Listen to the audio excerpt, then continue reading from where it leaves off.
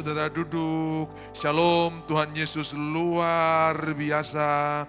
Saya percaya pagi hari ini berkatnya baru, anugerahnya Tuhan melimpah.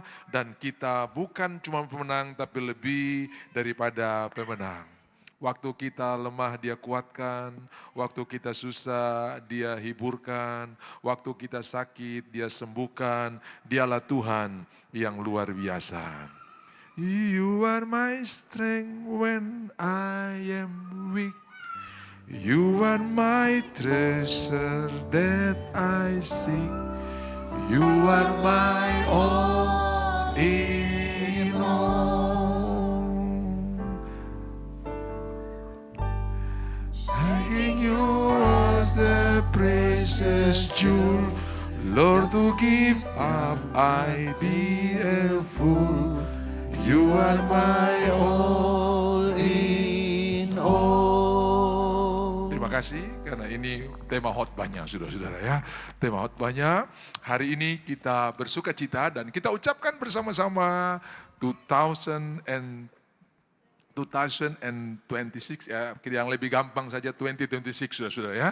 2026 is the year of focusing on Jesus. 1, 2, 3. 2026 is the year of focusing on Jesus. Ya, fokus kepada Tuhan, membawa kita kepada kemenangan. Tadi malam kita sudah dengar khotbah, fokus kepada Tuhan, membuat kita tidak sayang diri lagi. Fokus kepada Tuhan membuat kita tidak pusingkan apa yang orang katakan tentang kita. Fokus kepada Tuhan membuat kita menempatkan kebenaran di atas segalanya. Nah, kita kembali kepada tema kita di dalam focusing on God dalam Ibrani pasalnya yang ke-12 ayat yang kedua, di mana firman Tuhan berkata, yang matanya tertuju kepada Tuhan, melakukan dengan mata tertuju kepada Tuhan yang memimpin kepada iman, ya. Jadi Tuhan pimpin kita kepada iman dan iman membawa kita kepada kesempurnaan. Nah, mari kita akan pelajari bersama-sama apa yang dimaksud dengan memimpin kepada iman, di mana kita bergeser shift paradigm, berubah dari paradigma kita mencari berkat menjadi mencari Kristus.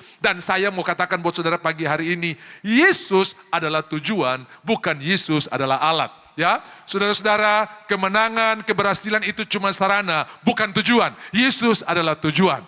Kalau saudara-saudara naik bis pergi ke Sentani, maka bis itu cuma alat, Sentani adalah tujuan. Bis itu bukan tujuan, saudara-saudara ya. Saudara naik pesawat pergi ke Jakarta, maka pesawat itu adalah alat, bukan tujuan. Pesawat itu yang membawa kita kepada tujuan di Jakarta. Dan saudara-saudara, semua kemenangan, promosi, berkat, kesembuhan, mujizat, itu bukan tujuan. Itu alat yang membawa kita kepada Kristus. Nah, saudara-saudara, mari kita akan pelajari firman Tuhan ini, dan kita akan lihat apa yang Paulus katakan. Kita akan berangkat dari Filipi pasalnya yang ketiga. Saudara-saudara, Filipi pasal 3 itu salah satu ayat yang paling sering saya bicarakan, ayat 13.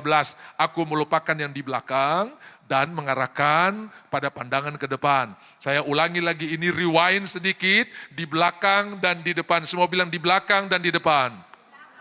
Saudara masih ingat ilustrasi kemarin, ada yang saya minta pakai rangsel di depan dan pakai rangsel di belakang. Rangsel di belakang itu tidak mungkin dilihat dan itu taruh kekurangan orang dalam hubungan secara horizontal. Tapi di dalam hubungan dengan Tuhan yang dinamakan kegagalan, rasa bersalah, rasa tertuduh, itu sudah di belakang bukan dilihat. Tapi yang nama janji Tuhan, kemenangan, aku menaruh panggilan upah di depan. Jadi hari ini berhenti melihat kegagalan itu, kamu kalau terbikin begini, kita tidak begini, itu sudah di belakang, bukan di depan lagi. Tapi kalau kita masih bicara berarti dia masih di depan. Sekarang kasih pindah dia di belakang, saudara-saudara ya.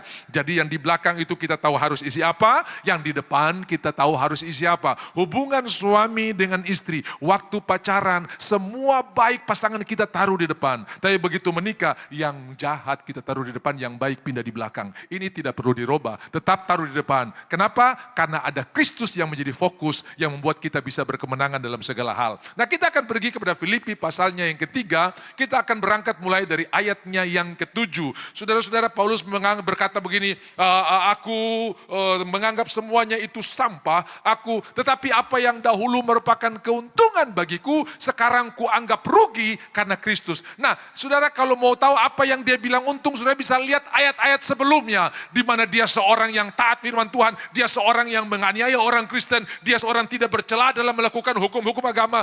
dan semua itu menjadi kebanggaan bagi dia, itu menjadi sensasi bagi dia, dan itu menjadi tolak ukur keberhasilan. Kalau saya dapat ini, saya orang sukses. Kalau saya dapat ini, saya orang berhasil. Ada banyak orang yang menjadikan kesuksesan sebagai tujuan. Sehari ini saudara, kita shift paradigm. Kita robah, kita punya tujuan. Bukan itu yang menjadi tujuan kita lagi. Itu cuman sarana, itu cuman alat ya. Nah, Paulus berkata apa yang dulu aku anggap untung, aku anggap berhasil atau aku anggap menang. Saudara bisa baca di atasnya. Wah, aku ini seorang Yahudi. Semua orang kalau namanya Yahudi itu bangga banget saudara-saudara ya. Dan mereka menganggap semua yang bukan Yahudi itu tidak punya hak dalam kerajaan sorga. Mereka tidak punya hak untuk menerima sorga. Dan mereka berkata orang-orang yang bukan Yahudi itu kayu bakar di neraka saudara-saudara ya. Saking mereka gak suka kita orang-orang yang bukan Yahudi. Tapi Tuhan berkata rahasia ini tersembunyi berabad-abadnya. Bahwa orang-orang yang bukan Yahudi pun masuk dalam bagian daripada rencana Tuhan untuk diselamatkan. Itu sebabnya orang-orang di Roma, orang-orang bertanya dalam surat Paulus kepada Roma, kalau orang Yahudi tidak jatuh kita tidak dapat keselamatan. Bukan, sedangkan mereka jatuh kamu dapat, apalagi kalau mereka betul-betul sungguh-sungguh, kamu jauh lebih dapat lagi. Kenapa? Karena lewat bangsa ini, olehmu semua bangsa di muka bumi akan mendapat berkat. Cuma mata mereka ditutupi, mereka pikir cuma mereka. Nah, Paulus berkata, aku orang Yahudi bangga. Ya, aku pelaku firman Tuhan bangga dari sekte Farisi hebat ya, keturunan Benyamin dalam melakukan firman Tuhan tidak pernah salah. Lalu untuk bela kebenaran, ketika ada orang yang datang bilang bahwa Yesus itu Tuhan, itu menggugat, itu mengganggu teologianya dia. Yesus itu Tuhan itu cuma satu. Kok kenapa ada Tuhan lagi yang lain datang? Tapi sampai akhirnya sudah dia dimenangkan oleh Tuhan di Damsyik, dia dapat kemenangan dan saudara dia berkata begini. Apa yang dulu aku anggap untung, sekarang aku anggap rugi karena Kristus. Saya berdoa di tahun 2026 ini, saudara akan melihat karir saudara, berkat saudara, bonus saudara, tidak ada artinya dibanding Kristus. Karena itu bukan tujuan, itu cuma alat atau sarana untuk mendapatkan Yesus atau tujuannya Yesus. Nah, kita lihat, lalu ayatnya yang ke-8. Ayat yang ke-8 daripada Filipi pasalnya yang ketiga ini, kita lihat apa yang dikatakan oleh Paulus, malahan segala sesuatu, apa yang bisa disebutkan dalam segala sesuatu itu, dia anggap rugi karena pengenalan akan Kristus Yesus Tuhanku lebih mulia daripada semuanya. Mahatma Gandhi adalah seorang pengagum Yesus. Dan dia paling senang sekali dengan khotbah Tuhan Yesus di bukit. Bahkan saudara-saudara dia bilang ini moral terhebat yang pernah dia baca dan dia pelajari. Tapi saudara-saudara dia seorang yang sampai matinya itu tidak jadi Kristen. Karena ada beberapa alasan ya. Salah satu alasan bahwa juru selamat itu bukan cuma Yesus saja. Ya, walaupun dia pengagum Yesus, tapi saudara-saudara saya tidak tahu apa, tapi ini menurut sejarah dan menurut cerita, dia pergi ke salah satu gereja orang Inggris, ya, karena waktu itu India dijajah oleh Inggris dan ketika dia masuk ke sana, saudara tahu tipikal orang India itu sederhana, kepala pelontos, bau satu bau kosong karena cuma selempang, lalu kaki nyeker. Begitu sampai di sana, pendeta Inggris ini tanya, kamu mau kemana? Saya mau ke gereja, buat apa? Saya ingin pelajari lagi tentang Yesus. Lalu dia bilang begini, di sini bukan gereja orang hitam kayak kau, di sini gereja kulit putih. Kalau kau mau jadi gereja yang seperti kau itu ada di tempat yang lain. Lalu dia pulang dan dia bilang begini, saya pikir di agama saya saja yang ada kasta. Ternyata di Kristen juga ada kasta, saudara-saudara ya. Dan itu membuat dia kecewa. Dia bilang, saya senang Yesus tapi tidak suka orang Kristennya. Ya, saya senang tapi tidak senang pengikut Yesus. Nanti kita akan lihat kenapa hal itu bisa terjadi. Ya, kenapa hal itu bisa terjadi. Ayat yang ke-8, aku malahan segala satu kuanggap rugi karena pengenalan akan Kristus Yesus Tuhanku lebih mulia daripada semuanya. Oleh karena dialah aku telah melepaskan semuanya itu dan menganggap sampah supaya aku memperoleh Kristus. Ada cara menangkap kera atau monyet di Afrika dengan sederhana. Para penangkap-penangkap kera ini akan pergi ke hutan dengan bawa kendi. Sudah tahu kendi ya? Kendi itu dari tanah liat yang cukup berat. Lalu di dalamnya itu diisi kacang.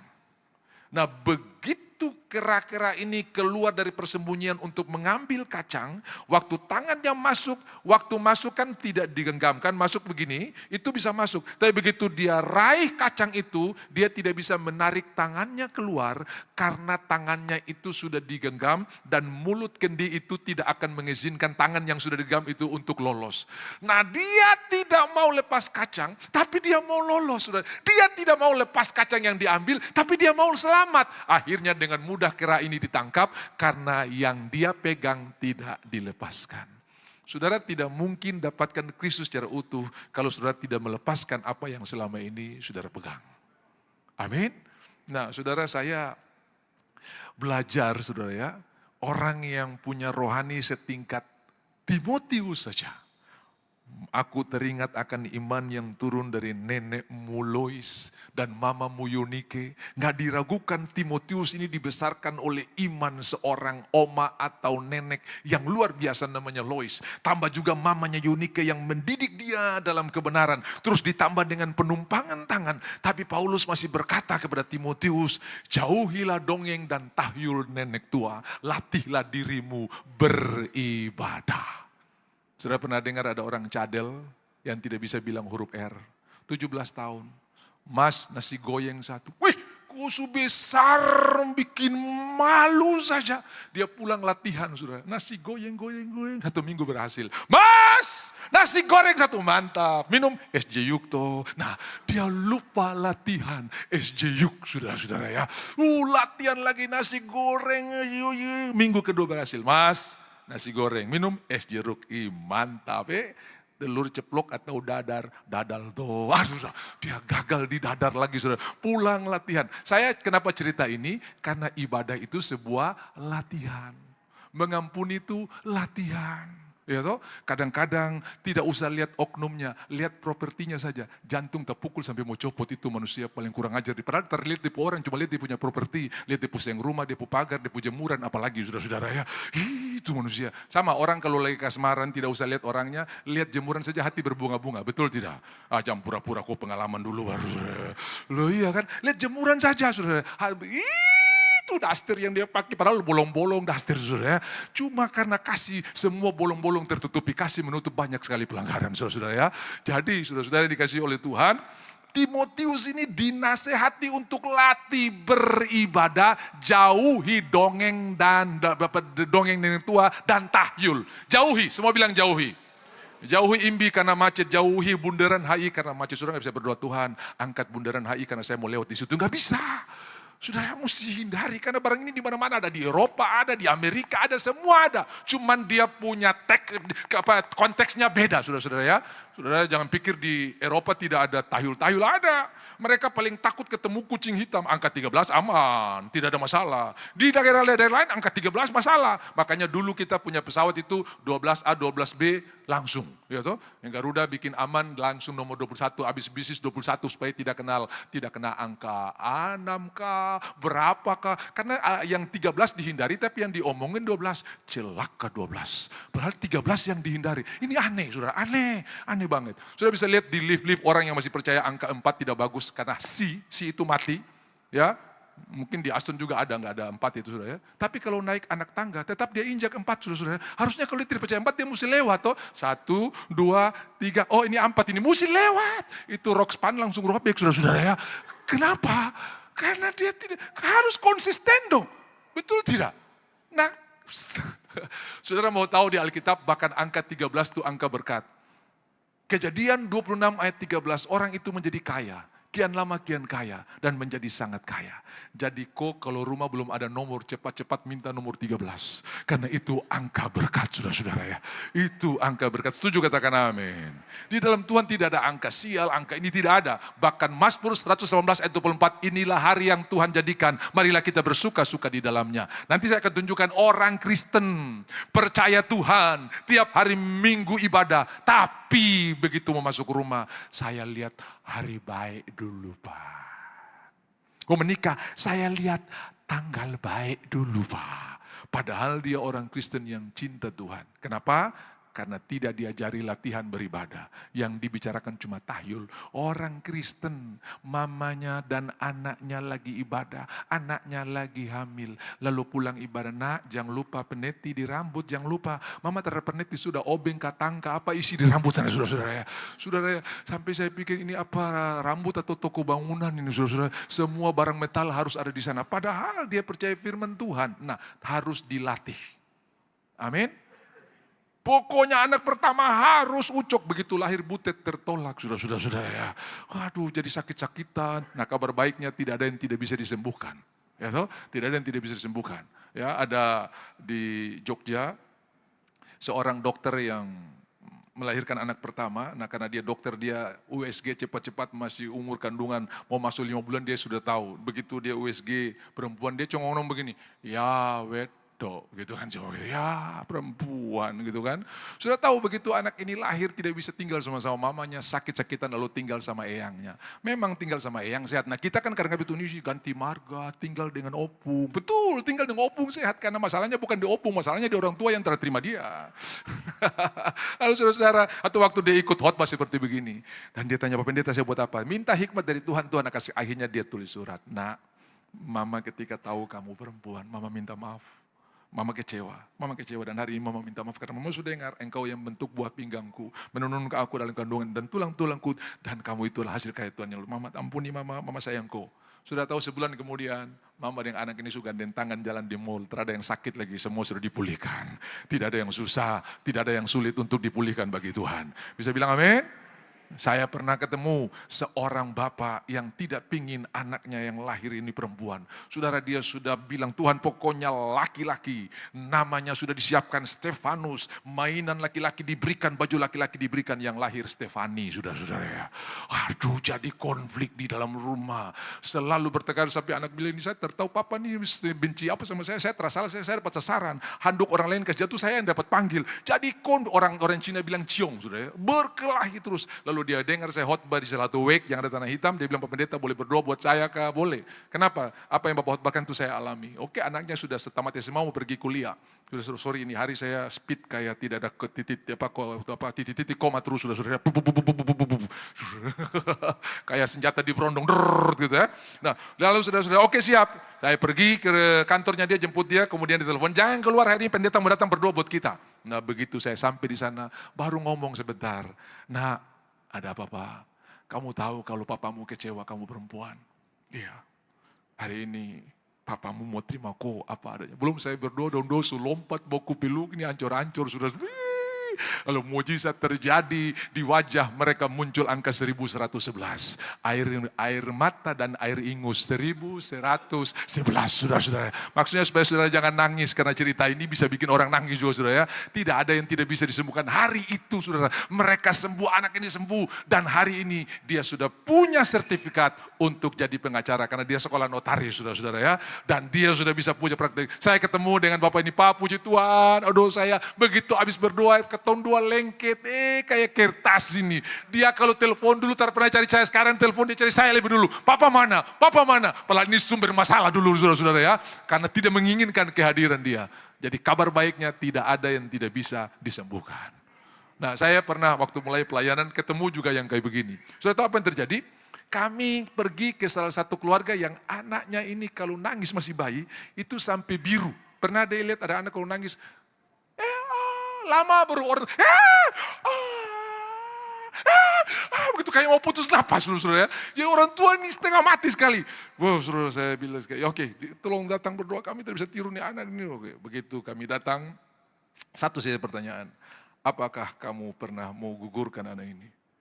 Ya Bapak, betul. Loh kenapa? Karena saya suami ini 20 keluarga nih, mulu cerewet ancur-ancur. Jadi kenapa? Karena hari pertama waktu kita nikah langsung tadudu.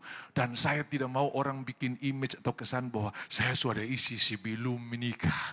Jadi karena lagi subur saudara-saudara ya. Wah saudara, anak itu anak laki-laki. Lalu dia mengaku ambil anaknya, peluk anaknya. Dia punya spirit tahu, roh tahu walaupun dia belum punya logika yang jalan tapi rohnya tahu. Saudara, ada hamba Tuhan yang bertobat dari pekerjaan aborsi. Ya, dia jadi hamba Tuhan sekarang, tapi dulu dia dokter aborsi dan dia cerita, waktu baja-baja yang tidak punya otak ini masuk ke dalam uterus atau rahim itu dilihat di USG, itu bayi seperti ada naluri untuk menghindar. Tapi dia tidak punya kemampuan berhadapan dengan baja-baja terhadap otak ini, saudara-saudara ya. Nah, dia mau lari kemana ya, tempatnya terbatas. Nah dari situ dia bilang, masih janin saja, dia udah punya roh. Jadi sudah Tuhan tahu, engkau melihat selagi aku bakal anak. Nah, diambil anaknya, didoakan. Nah, mama minta maaf karena dulu mampu. Hari itu sembuh total dan sekarang sudah jadi dokter, saudara ya. Jadi dokter, saya dapat kabar, sekarang dia udah dokter gigi lagi, puji Tuhan. Dokter gigi dan pendeta itu profesi hampir sama ya. Kalau dokter gigi itu cari makan di mulutnya orang, pendeta cari makan dengan mulutnya sendiri, saudara-saudara ya. Saya hitung-hitung di bulan Desember, saudara, hampir 30 kali saya khotbah, saudara. Itu berarti nyaris hampir setiap hari, karena ada yang 1 hari 2 kali. Nah kalau sekarang ini kan 2 kali, saudara ya. Dan saudara lihat Desember tuh, dari November saya sudah diundang Natal. Jadi waktu November saya diundang Natal, begitu nyanyi Malam Kudus saya tutup mata. Begitu buka mata, masih bulan 11, saudara-saudara ya. Tutup mata sama sudah Desember, buka mata, bulan 11. Rupanya di timur itu tidak ada pranatal, after Natal, post Natal terada. Dari November dong suhajar, saudara-saudara ya. Bahkan ini ada yang Januari juga sudah undang, saudara. Tapi saya bilang saya terbisa, saudara ya. Januari tanggal 9 ada yang undang. Saya sudah pending, saudara-saudara. Bayangkan itu. Kalau di barat-barat sana, ini pranatal karena kita tidak rayakan sebelum tanggal 25. Oh, di sini tidak ada. September saja lagu Natal sudah naik di atas di Manado sana. Woi, pica-pica. Makanya semua babi kena virus gara-gara stres dengar lagu Natal itu, saudara-saudara. Karena dia tahu ini akhir dari hidupnya dia, saudara. Wah, babi di Papua ini sekarang ikut dolar, saudara. Wih, memang pasaran ikut dolar, saudara ya.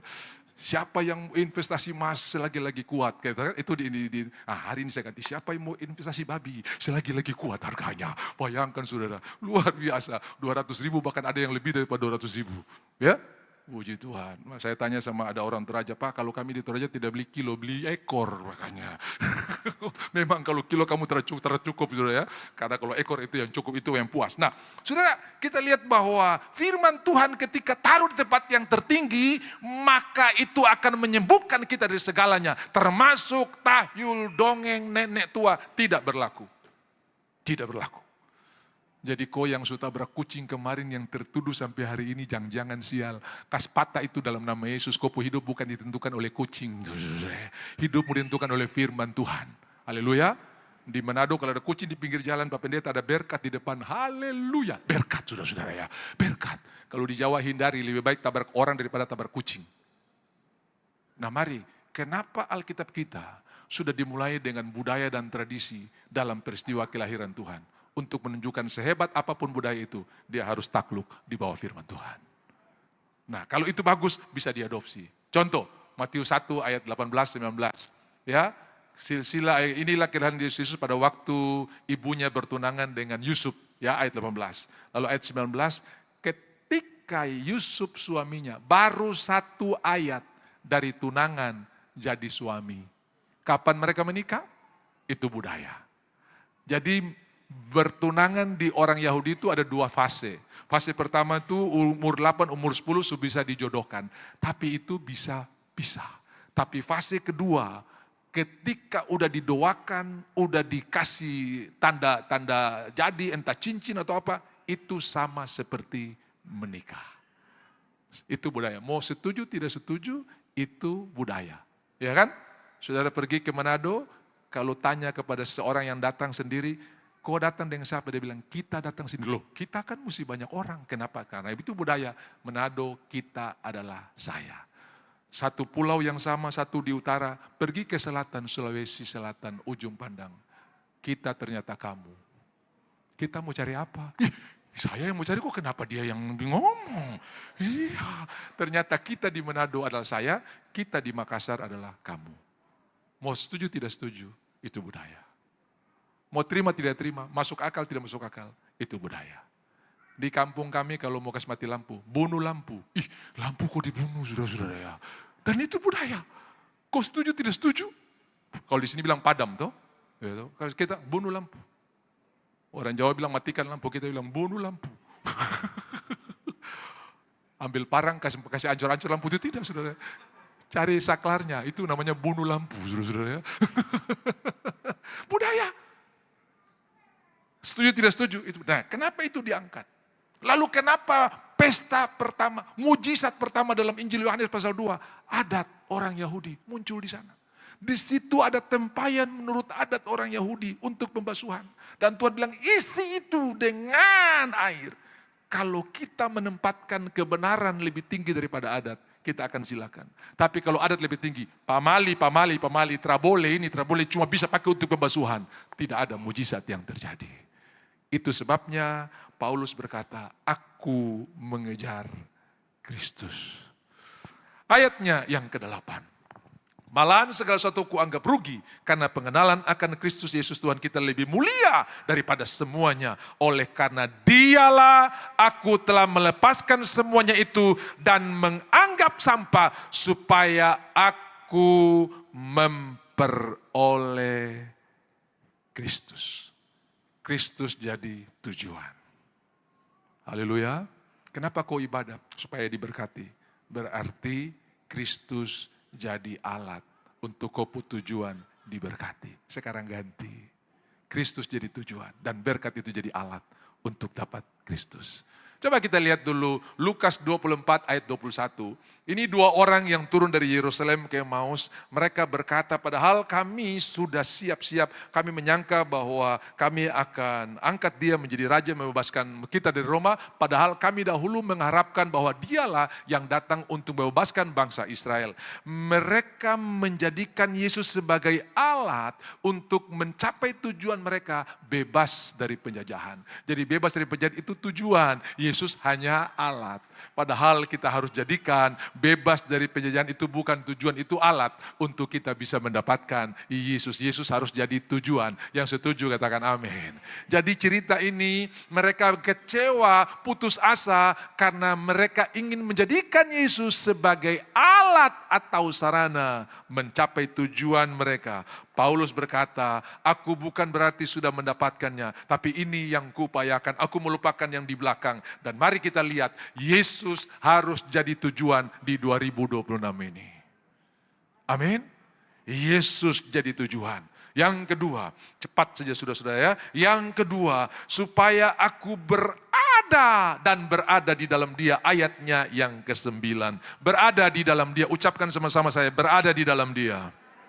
Orang bisa memiliki tapi belum tentu dia menikmatinya. Ya, saya pernah pergi ke Jakarta dan ada jemaat yang bilang ini, Pak, kalau tidak ada hotel di Jakarta, kami punya apartemen kosong, silakan nikmati. Jadi dia memiliki tapi tidak berada di dalamnya. Sama tadi ada banyak orang memiliki Yesus tapi tidak berada di dalamnya. Dia masih percaya adat, masih percaya ini, masih percaya itu. Itu artinya hanya memiliki tapi tidak berada di dalamnya. Paulus bilang, saya bukan cuma mendapatkan Yesus tapi saya juga berada di dalam Kristus. Ada orang beli mobil, tapi bukan dia yang nikmati, orang lain yang nikmati. Jadi dia pemilik mobil, tapi dia tidak pernah berada di dalam rumah. Ada orang punya rumah, tapi dia tidak pernah tinggal di rumah itu.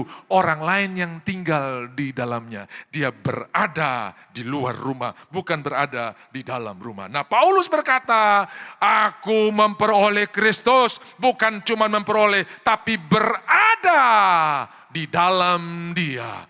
Bukan dengan kebenaranku sendiri karena mentaati hukum Taurat, melainkan dengan kebenaran karena kepercayaan kepada Kristus. Sudah saya jawab di awal tadi bahwa kebenaran karena kepercayaan kepada Kristus itu harus lebih tinggi, yaitu kebenaran yang Allah anugerahkan berdasarkan kepercayaan. Semua adalah anugerah Tuhan yang luar biasa. Bapak Ibu yang dikasihi oleh Tuhan, kita sudah lihat bagaimana pergumulan dan doa Paulus, dia menjadikan Kristus sebagai tujuan. Yang kedua, dia berada di dalam Kristus. Jangan cuma memiliki Kristus, tapi tidak pernah berada di dalam kelimpahan anugerahnya. Haleluya. Ayatnya yang selanjutnya, yang ku kehendaki ialah mengenal dia, dan kuasa kebangkitannya, dan persekutuan dalam penderitaannya, di mana aku menjadi serupa dengan dia dalam kematiannya, supaya aku akhirnya beroleh kebangkitan dari antara orang mati. Bukan seolah-olah aku telah memperoleh hal ini, atau telah sempurna, melainkan aku mengejarnya, kalau aku dapat juga menangkapnya, karena aku pun telah ditangkap oleh Kristus Yesus. Kembali kepada Ibrani 12 ayatnya yang kedua, yang memimpin kepada iman, dan dari iman kepada kesempurnaan. Saya melihat banyak hal yang berubah mulai dari mengiring Tuhan, pelayanan awal, bertengkar dengan Barnabas gara-gara Markus, tetapi Tuhan yang menjadi tujuan, bukan persoalan. Tuhan yang menjadi tujuan dan tinggal di dalam Tuhan membuat Paulus mengalami beberapa pergeseran. Dari tadi membenci, sekarang memerlukan. Panggil juga Markus sebab pelayanannya penting bagiku. Dulu dia marah Markus, tapi sekarang pelayanannya penting. Kenapa? Pada waktu kita berada di dalam Kristus, cara berpikir kita Kristus. Amin. Waktu saudara di dalam Kristus, cara menilai saudara, cara Kristus. Kebenaran lagi yang berkuasa di dalam kita. Paulus berkata, aku melatih terus. Lalu ayat 13 tadi yang sudah saya mulai dari awal. Mari kita kembali kepada Ibrani pasalnya yang ke-12 yang merupakan tema kita. Ibrani pasalnya yang ke-12 ayatnya yang kedua. Haleluya. Marilah kita melakukan dengan mata yang tertuju kepada Yesus yang memimpin kita dalam iman dan yang membawa iman kita itu kepada kesempurnaan. Saudara, ketika kita bergaul karib dengan Tuhan, maka wajahnya, kan saudara-saudara suka dengar kan? Tuhan menyinari engkau dengan wajahnya. Tuhan menghadapkan wajahnya kepada. Saudara, kadang-kadang wajah itu bisa memberikan instruksi, bisa memberikan arahan, bisa memberikan larangan. Lihat anak-anak kalau lakukan satu pelanggaran. Yang pertama kali dilihat wajah orang tua. Kalau muka mengancam berarti hancur kok. Tapi kalau muka senyum berarti aman, saudara-saudara ya. Tidak pakai kata-kata, hanya wajah saja. Suami istri yang sudah bergaul lama, saudara-saudara ya. Kalau tamu datang, kopi bisa keluar, saudara-saudara. Saudara cari di kamus apapun tidak ada istilah itu kopi, saudara ya. Tapi ini bicara kedekatan. Saya pernah dengar ada orang yang datang bertamu di temannya dan dia kasih keluar pisang goreng enak sekali. Yang tuan rumah suka, yang tamu juga suka, kawan baik. Karena suka selesai. Langsung suaminya bilang, pisang goreng keluar, saudara-saudara ya. Sampai dia bingung, ini apa nih? Begitu habis, pisang goreng keluar. Oh, saya pulang, saya coba. Begitu dia pulang, obat batuk yang keluar, saudara-saudara ya. Karena dia pikir itu flu atau pilek. Nah, saudara-saudara, kedekatan itu bisa membuat segala macam yang tidak ada di kamus pun bisa menjadi alat komunikasi. Makanya ketika kita fokus kepada Tuhan, banyak hal yang orang lain tidak bisa lihat, kita bisa lihat. Kenapa bisa tahu? Iya, ada wajah, ada kode. Iya, kode. Kalau mata kanan, air putih. Kalau mata kiri, kopi, saudara-saudara ya. Kalau dua mata, makan berat, saudara-saudara. Ada kode, saudara, ada kode. Itu terjadi hanya karena ada orang yang intim, yang bergaul sampai bahasa tubuhnya bisa diketahui. Saya ingat ada seorang suami yang pergi merantau. Saudara-saudara, lalu terjadi kecelakaan dalam pekerjaannya. Wajahnya hancur, 80% kebakaran. Tapi waktu dia pulang, tidak ada yang mengenal dia. Istrinya tahu, aku tahu warna suara ini, suamiku. Walaupun wajahnya sudah rusak, sudah hancur. Tapi warna suaranya dia tahu. This is my husband. Ini suamiku. Karena mereka bergaul lama dan sampai warna suara saja. Coba saudara lihat, adik bayi di satu ruangan yang orang full, dia bisa tahu mana suara mamanya. Walaupun di mana-mana ada noise, ada ribut, tapi dia tahu mana suara mamanya. Bapak Ibu, kedekatan kita dengan Tuhan membuat jangankan tindakan, arah wajah saja sudah bisa memberikan kita direction atau arahan. Waktu Petrus menyangkal Tuhan, Tuhan memberikan penerimaan buat dia tanpa kata-kata, hanya dengan melihat. Ketika 3 kali dia menyangkal, berkokoklah ayam, taulah dan teringatlah Petrus. Lukas memberikan deskripsi yang luar biasa. Lalu Yesus melihat Petrus. Bukan lihat dengan wajah penghukuman, tapi dengan wajah penerimaan. Even you betray me, even you deny me, I still love you. Walaupun engkau menyangkal aku tetap menerima dan mengasihi engkau. Wajah bisa memberikan instruksi. Wajah bisa memberikan penerimaan. Makanya fokus kepada Tuhan. Untungnya banyak. Ya untungku besar jika Yesus milikku. Jiwa pur. dapat damai sepenuh. Di tengah ribut keras, di tengah ribut keras, ombak dunia menderu, hatiku tak gentar, karena Yesus milikku. Benar, benar, benar, ya untungku besar. Benar, benar, ya untungku besar.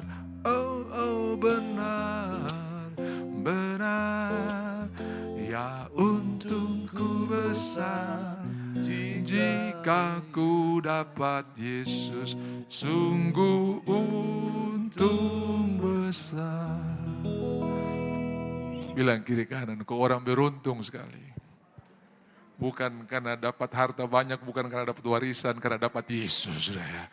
Di Jawa ada orang tinggalkan warisan 8 kilo emas tanpa Yesus. Dalam tempo 6 bulan habis. Wes bablas emasnya. Sekarang jadi pedagang oplosan minyak di pinggir jalan. Tapi kalau kita wariskan Yesus, dari tidak ada menjadi ada. Dari nol menjadi diberkati. Wariskanlah Yesus. Tuhan memberkati. Selamat tahun baru. Pulang Kas Panas Brenebon, Kas Panas Bakso, dan nikmati hari ini bersama-sama dengan orang-orang yang saudara kasih. Haleluya, haleluya. Karena saya lihat banyak muka Brenebon hari ini saudara, tapi Tuhan tetap mengasihi karena wajahnya menyinari saudara semua. Haleluya, Tuhan memberkati, Dia sangat baik, Dia sangat luar biasa. Saya mau tanya semua saudara dapat perjamuan atau ada yang tidak dapat banyak? Ada yang tidak dapat ya? Ada yang tidak dapat? Oh iya, kalau yang sudah dapat ibadah pertama tadi, saudara bisa lambai-lambai kasih ke orang yang belum dapat, coba yang tidak dapat perjamuan. Karena habis saudara stok kita yang saya sudah dapat ini, belum dapat pengiriman lagi nanti. Mari kita akan perjamuan kudus. Kalau saudara lihat sebelah tidak ada, terus saudara suami istri bisa bagi-bagi ya. Suami makan setengah roti, minum setengah anggur gitu kan. Bisa. Mari kita ambil perjamuan hari pertama di tahun 2026, 364 hari di depan. Kalau tambah ini 365.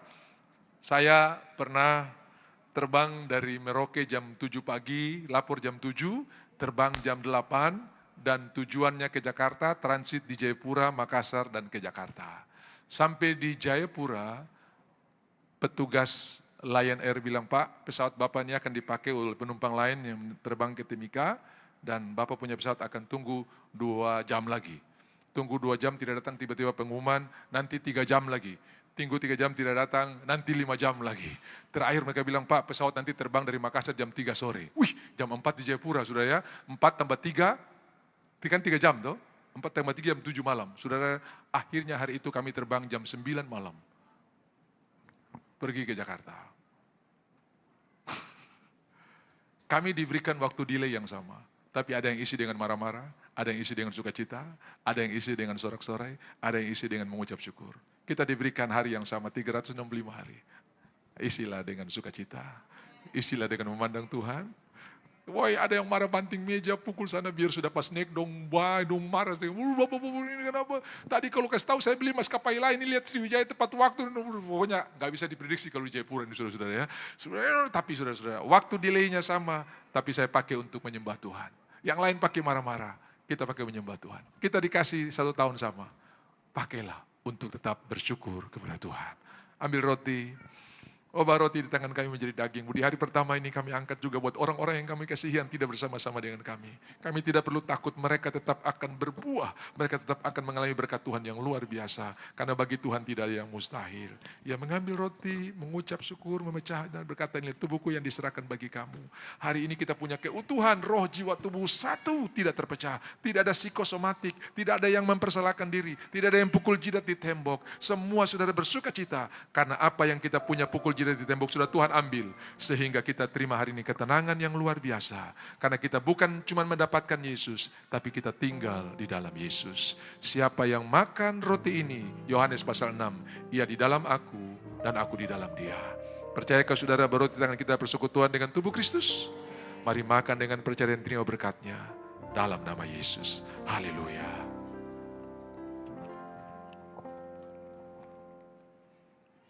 Tubuhmu dan darahmu tercurah bagi kami, menyucikan, menyembuhkan, sempurnakan hidup kami.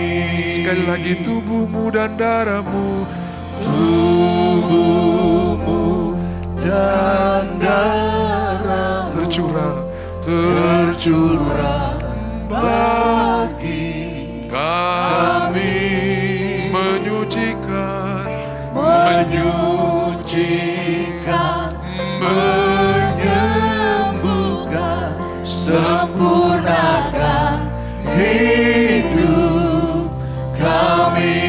Angkat cawan tinggi. Tuhan, ubah anggur di tangan kami menjadi darah-Mu. Firman Tuhan berkata, ya mengambil cawan dan berkata, inilah perjanjian yang baru. Perjanjian yang baru, kita tidak dituntut, kita disediakan. Amen. Perjanjian yang lama kita dituntut, kamu harus. Perjanjian yang baru, aku akan. Dan hari ini Tuhan sudah menyediakan kemenangan bagi kita. Saudara-saudara, rumah orang Israel ada sorak-sorai. Rumah orang Mesir ada tangisan. Bukan karena yang satu lebih rohani, bukan. Tapi karena ada perbedaan. Tidak ada darah dan ada darah. Hari ini saudara ada dalam perlindungan Tuhan yang luar biasa. Amen. Mungkin pendapatan belum bertambah, tapi Tuhan halau dari semua belalang belahap. Engkau bisa menikmati kemenangan yang luar biasa. Amen. Jadi tidak selalu mujizat engkau lihat terobosan keuangan yang luar biasa. Tapi engkau lupa, Tuhan menjaga hidupmu, Tuhan memelihara kesehatanmu, Tuhan menjaga langkahmu. Itu juga mujizat yang luar biasa. Amen. Kami percaya bahwa ini persekutuan dengan darahmu, dan waktu kami meminumnya, bilur menyembuhkan, perlindungan menjadi bagian kami. Dan pikiran Kristus, perasaan Kristus, kehendak Kristus menjadi bagian kami. Percayakah saudara bahwa anggur tangan kita persekutuan dengan darah Yesus? Sambil mata tertuju kepada Tuhan, kami minum dengan percaya dan terima berkat-Nya dalam nama Yesus. Haleluya. Mari kita bangkit berdiri. Tayangkan Markus pasalnya yang ke-6 ayat 14. Markus yang ke-6 ayat 13. Saya baca dari ayat 12. Lalu pergilah mereka memberitakan bahwa orang harus bertobat. Ayat 13. Dan murid-murid ini dan mereka mengusir banyak setan dan mengoles banyak orang sakit dengan minyak dan menyembuhkan mereka. Ambil minyak yang saudara-saudara siapkan. Kita akan berdoa. Ingat, minyak ini bukan tujuan. Minyak ini adalah sarana. Minyak ini adalah alat. Dan dilakukan dengan percaya. Karena ini perintah Tuhan, lalu kita pergi ke Yakobus pasal 5 ayat 14. Yakobus juga berkata begini, ya, kalau ada yang sakit, undang orang-orang penatua, baiklah ia memanggil para penatua, supaya mereka mendoakan dia, serta mengoleskan dengan minyak dalam nama Tuhan. Dan kalau dia sakit, dia sembuh, kalau dia berdosa, dosanya diampuni. Saudara bisa olesi, mobil saudara, rumah saudara, pagar saudara, dengan iman, lakukan dengan percaya. Ini bukan tujuan, ini alat. Yang mengerjakan adalah Tuhan, tapi kita melakukan tindakan iman. Saudara, Mazmur 23 ayat 4, engkau mengurapi kepalaku dengan minyak. Di sini benteng pertempuran. 2 Samuel pasal pertama, perisai Saul yang tidak dilumuri atau tidak diolesi. Setiap hari panah musuh datang. Dan kalau ada pengurapan, panahnya meleset, tidak tancap. Tapi kalau tidak ada minyak, panahnya nancap. Nancap sini, nancap sini, nancap sini. Bisa migrain, bisa stres, bisa depresi. Tapi hari ini Tuhan mengurapi dan Tuhan menjaga engkau. Semua panah musuh tidak akan nancap dalam hidupmu. Tuhan berkati minyak yang kami bawa ini. Waktu kami mengurapi lutut kami sembuh. Amen. Yang suka sakit waktu haid, waktu datang bulan, hari ini sembuh dalam nama Yesus. Dalam nama Tuhan Yesus, yang masih punya Alzheimer, dengar, Tuhan memberkati engkau jadi lebih baik, pikiranmu jauh lebih normal, karena Tuhan yang berjanji engkau bukan turun tapi naik. Amen. Pikiran bukan turun tapi naik, bisa urapi kepalamu. Kami percaya bagian yang kami urapi, Tuhan akan memberkati. Amen. Dalam nama Tuhan Yesus, mulai saudara mengurapi kepala saudara dalam nama Yesus. Aku punya pikiran Kristus, semua panah musuh tidak akan nancap. Saudara yang tidak bawa minyak, boleh datang bergabung bersama-sama. Saya akan bagi buat saudara. Saudara yang tidak bawa minyak, kalau ada di teman saudara, sudah bisa minta. Kalau tidak ada, sudah bisa datang. Tuhan memberkati, langsung urapi ya. Puji Tuhan, puji Tuhan, puji Tuhan, puji Tuhan. Tuhan memberkati, urapi anak-anak saudara, ya, urapi, puji Tuhan, Tuhan memberkati. Kalau saudara ada di samping-samping, ada saudara bisa minta di sebelahnya, puji Tuhan, puji Tuhan, puji Tuhan, puji Tuhan, urapan baru, urapiku, urapiku dengan hadirat. Urapi dengan percaya, oh penuhiku, penuhiku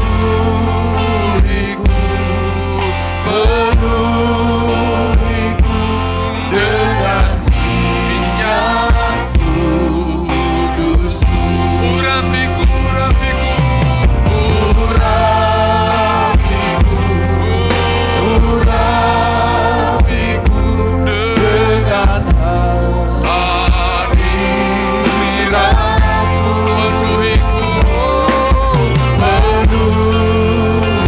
Penuhiku, penuhiku dengan minyak kudus.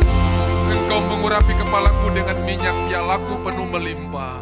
Dari kepala yang diurapi, ada piala yang menularkan kemenangan. Saudara bukan cuma menerima, tapi saudara menularkan berkat. Amen. Di dalam nama Tuhan Yesus, kantor, perusahaan, pekerjaan saudara, toko saudara, bisnis saudara, diberkati oleh Tuhan. Bukan karena itu jadi tujuan, karena Kristus adalah tujuan. Dan ketika kita mendapatkan Kristus, kita mendapatkan segalanya. Terima kasih Tuhan, terima kasih.